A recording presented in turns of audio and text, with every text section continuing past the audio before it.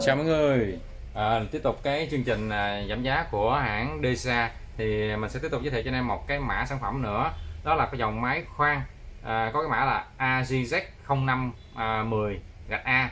Đây dòng máy khoan có công suất là 500W, tốc độ quay nó là từ 0 cho đến 2.600 vòng một phút, đầu kẹp là 10 mm nha anh em.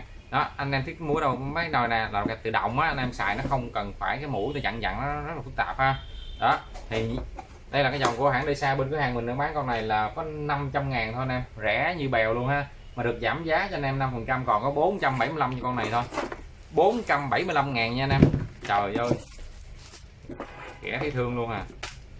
475.000 cho con này. Trong đây nó tặng chúng ta là một cái hãng này vui gì ta, vui thiệt luôn á, tặng cái mũi, nó tặng cái mũi khoan, nó tặng cho chúng ta một cái mũi khoan đó. Này là M2, mấy ly đây, M2 thì đây là 20 ly, 3 ly 2 nha anh em, 3 ly 2, tặng cho chúng ta một cái mũi khoan là 3 ly 2 nha anh em, của hãng DESA đó nha. Mũi khoan như thế này và một cái chó than, ok ha, đó là hai quà tặng của đó. Rồi anh em nào nhanh chân nha, giá chỉ có 475.000 thôi cho con máy khoan này. Giá này là giá bán anh em ha, 500.000. Mặc dù rẻ hơn một khoản cho anh em cũng đỡ rồi ha, đỡ tiền xăng anh em đi lại anh em mua. Giá này chưa còn phí ship nha, nếu bình thường anh em ở tỉnh thì sẽ mua tới cộng thêm tiền ship, ví dụ 540, 500 thành 540, anh em được giảm thêm 25.000 ha, chứ giá là chưa còn phí ship nha. Đó, 475.000 thôi. Dòng điện 220 24 50 60 Hz nha, đầu này là 10 mm tự động đó, từ 0 đến 2.600 nha, rất là đẹp luôn anh em.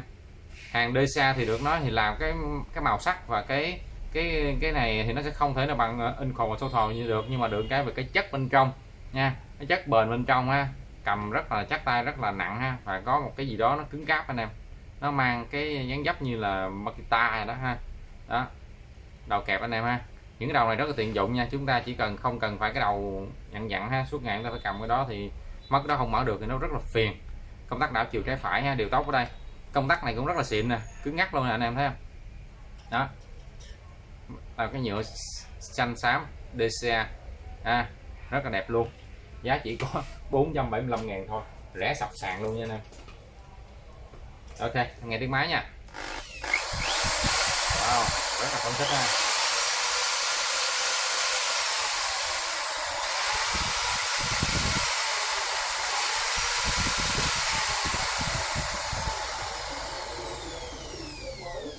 Đã đâu nè ha, rất là êm luôn.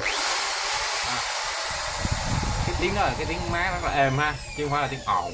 Đó, cực kỳ êm luôn.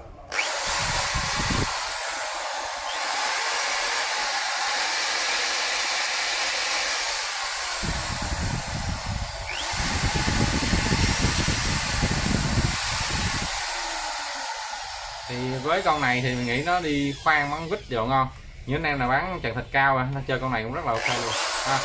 Đó, rất là ngon luôn nha nè. Chỉ có 475.000 thôi nha anh em, này có chỉ chức năng khoan với thôi, không có khoan búa nha, không khoan búa. Thì gia đình chúng ta còn cần khoan tường á, anh em vẫn xài con này được ha, dùng những mùi vít Unica á. Chúng ta khoan tường thông thường chúng ta đóng vít không tách kê á, thì chúng ta chỉ khoan mỗi mấy ly thôi 3 ly 2, 4 ly mấy là cùng rồi, hoặc là 6 ly khoan vẫn được nha anh em, nhưng con này khoan vẫn là rất là tốt luôn. Đó thì mình sẽ mở cái đầu cho anh em xem. Thường mở cái này là nó về điện ha, này là phải vào nè, sẽ đảo chiều ra ra thì cầm này lại đó, ra đó, tốc độ rất là mạnh luôn nha, nên 2.000 mấy vòng phút luôn á, nên anh em mà bắn ton, bắn chừng thịt cao, bắn cái gì nữa cũng rất là khỏe rất là khỏe. Nó chỉ không có cấp trượt thôi, không có cấp trượt, mà ngược lại nếu máy có cấp trượt thì công suất nó là nhỏ anh em ha. Con này chủ yếu là để khoan, nó kèm theo cái đầu này chúng ta là chúng ta rất là đẹp luôn nè, anh em thấy không, đây đồ đã lắm mà giá nó rẻ nữa, có 475.000 cho con này thôi thì còn gì nữa bằng anh em ha. Đó, rất là rẻ rồi ha, rất là rẻ luôn rồi, 475.000 thôi. Kẹp mũi khoan thì chúng ta đưa vô, chúng ta kẹp rồi xả người ta lắc ra thôi. Anh em chờ chút, ví dụ kẹp mũi khoan đi ha, đây kẹp vô như thế này, chúng ta sẽ cắm cái đầu này nè bấm cho dài vào đó, xong rồi nè, đó xong ha, cứng rồi đó. Và chúng ta muốn cứng rồi ta bóp đầu này nè, cầm đầu này lắc lại đó, cứng ngắt Vậy là anh em cứ thoải mái chúng ta khoan thôi, không cần một cái đầu dặn ở ngoài rất là rườm rà phức tạp. Theo kẹo trên cao mà chúng ta lại cầm theo này nó rườm rà lắm. Một khi mở thì chúng ta sẽ cho nó quay ra quay ra như thế này, và chúng ta cầm cái đầu trên đây như thế này nè, bấm một cái đó mở ra thôi. Rất là tiện lợi luôn. Rồi ok anh em đang nhu cầu mua thì liên hệ số điện thoại bên dưới được mua hàng nha, giá chưa bao gồm phí ship.